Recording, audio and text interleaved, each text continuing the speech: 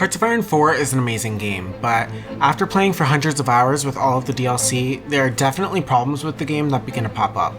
Here are 5 ways I believe Paradox Interactive could significantly improve Hearts of Iron.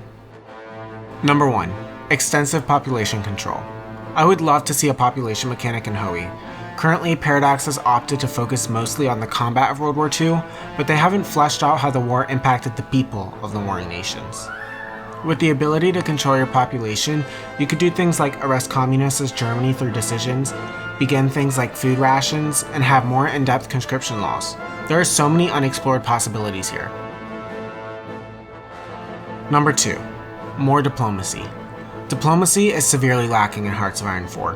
Quite frankly, the game is boring during peacetime. More flavor news events or historical decisions for pre-1939 majors would be an awesome addition, instead of just the current solution, which is to speed 5 your way through 1936, 7, and 8. Number 3. More resources / production options. I know I'm a bit biased on this one with the whole being the creator of expanded resources thing, but seriously, if the developers took the ideas presented in expanded resources, I think that would go a long way to improve Hearts of Iron 4. For the next Hoey expansion, Man the Guns, they are introducing fuel as an expendable resource that you store and have reserves of. This is awesome. I've been wanting something similar to this since Hoey 4 originally came out in 2016, but I still think this should only be the start for the developers. If they also introduce food as an expendable resource, this would allow for so many new combat challenges. No food left? Starving soldiers. No oil? Vehicles don't move. I'd also like to see the addition of uniforms in the game. Some mods include this, but I think it should be a base game feature. With Waking the Tiger, the team introduced new weather mechanics that impact your divisions, and I think uniforms and the distribution of summer and winter clothing could be the cherry on top for those changes.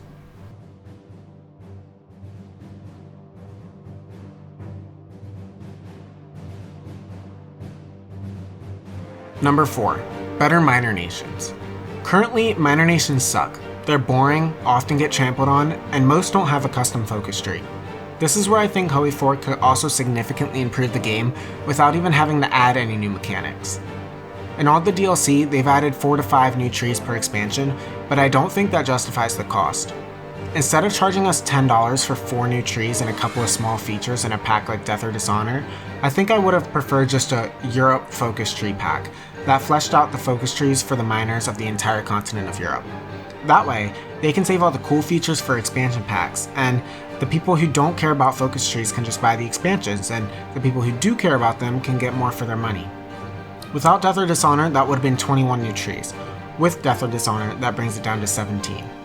I would pay some good money to have a fleshed out Europe.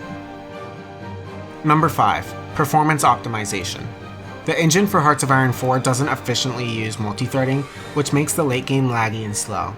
Although it's basically impossible for the developers to effectively use all of the cores of your CPU without a total engine overhaul, I still think the performance of Hoey late game is nearing unacceptable.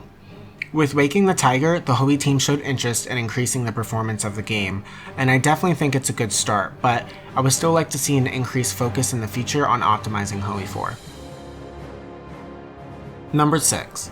Challenging Partisans. Partisans in Hoey 4 are not nearly as effective as they were in Hoey 3. The whole destroying a factory every once in a while thing just isn't great. I literally never use MPs to protect my land because there's just no reason to.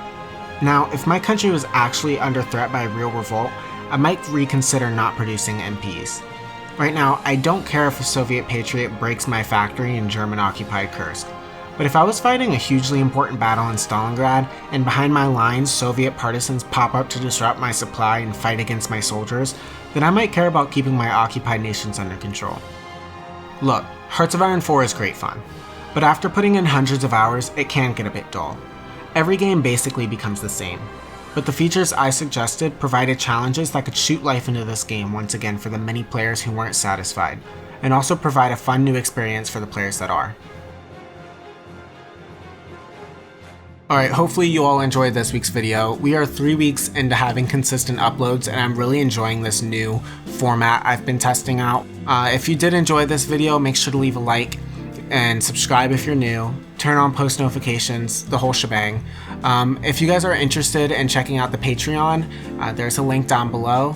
If you do decide to donate, you can get things like access to the Patreon chat, you can vote on next week's video, you can see early copies of the script, you can see early copies of the video, all sorts of things. So if you are interested, check it out. And I guess that's about it. So until next time, take care. Bye-bye.